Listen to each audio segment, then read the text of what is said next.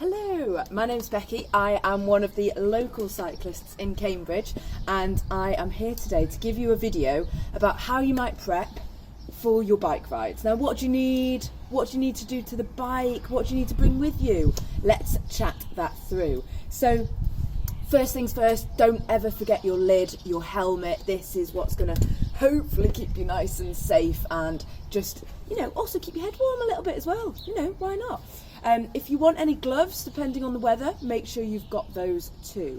I always would rather be too warm on the bike than too cold. So always bring an extra little layer if you can. Something like a windproof jacket or a gilet is a fantastic little bit of kit to have in your back pocket. Now, depending on how long you're going out for your bike ride for, you might need some little snacklets in your back pocket as well. The other two things I would always say that you need are your trusty little bike tool. If anything comes undone, what are you going to do it back up with? And if you need to, you might need to get that through axle out to take your wheel off if you get a puncture. So always remember that. Lots and lots of ones available. Some are really small, some are really lightweight, but all of them are able to fit in your pocket. I've also got this trusty little tool, and this one comes with a inner tube. It's got a CO2 canister, and the CO2 canister attaches onto an adapter within this that then helps blow your tyre back up if you get a puncture. So it saves you having to carry a pump around with you, and it means that it's just a little bit more portable. These are obviously single use, so you do have to have an extra spare storage of them at home, but they're very cheap on eBay, I promise.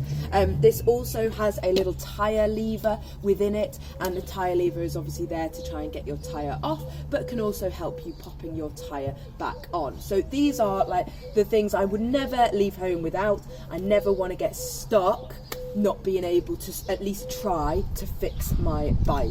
Now, that's what you need, definitely. What does your bike need? Now, I've got my bike here, and I would always double check your tyre pressure to start off with. Now, even the best bikes, when you leave them for a little while, the air will just seep out very, very slowly. So it's always worth double checking your tyre pressure. Your tyre pressures will be slightly different depending on your bike, the size of your tyres, what kind of terrain you are riding on as well. So I will leave that up to you. Once you've done your tyre pressures on the front and on the back, I'll just lift up the front of the bike, spin the wheel, and make sure that I can test my brakes and that they work. That's your safety check, absolute number one. Now, you also want to make sure that the bike is going to be steering properly whilst you're riding it down the road. So to do this, you can double check that the headset, so all of this stuff is kind of pulled together and that it's integral and that it's working really well. When bikes get a little bit older, they often that just gets worn a little bit. The headset can get worn, so you just do this test every so often, just to make sure that it doesn't need any work done to it. So to do that test, pull those brakes on, so the front brake, pull that on really tightly, pop both your hands onto the handlebars and just push forwards ever so slightly. Now that brake should be on and stopping you from being able to move that bike forwards. So pull the brake on, and there should be very minimal movement there.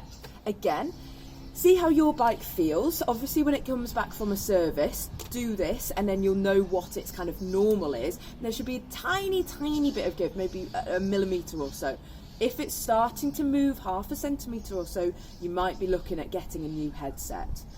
I would generally next go for a little check of the whole frame. So we often start at the front of the bike, come up towards that headset.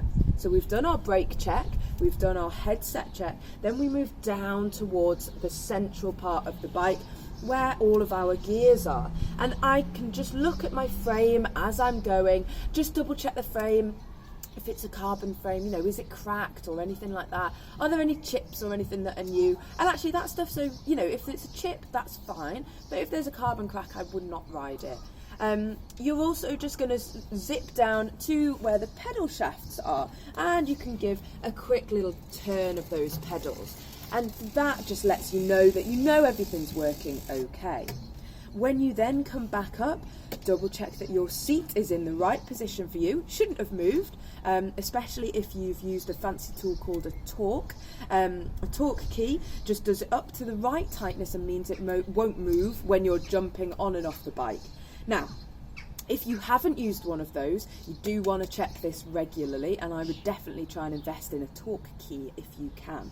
But I'll always just do a little double check of my saddle.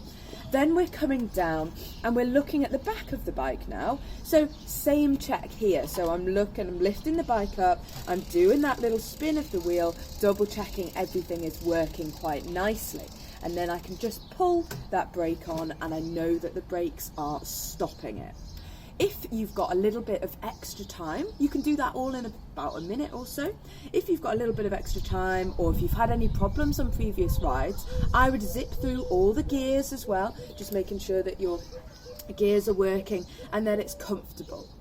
Now, if your bike has been in storage or if it's been leant up against anything, a good check is always the rear derailleur as well. Now, the derailleur is this little bit underneath the cassette, just here, and this is what moves in and out to choose which cassette ring your gears are going to be on.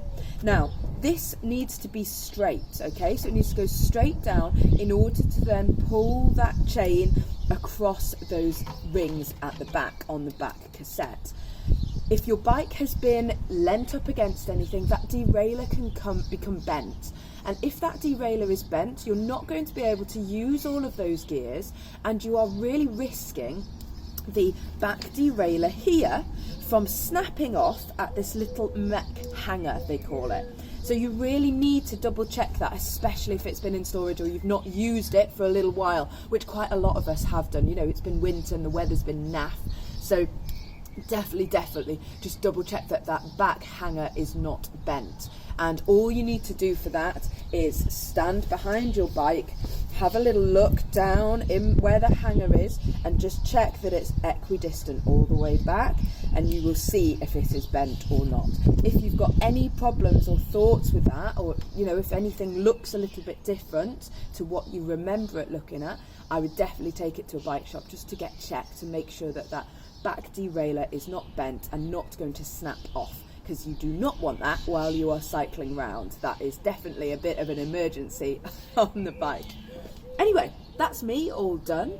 The only other thing actually I can think of now is if you need a drink, grab it. Make sure you always have a drink while you're riding, because sometimes you don't know quite how long you're going to be out for, and if you're out for that little bit longer than you thought, you'll definitely need food and drink. I always overpack for those snacks and drinks. Anyway, hopefully that was helpful, and I really hope to see you out on a ride soon. You are welcome to come on a ride with me. Drop me a line. I will be doing lots and lots more rides over the summer. Now I've got a little bit more time on my hands, so I will see you very soon. Bye.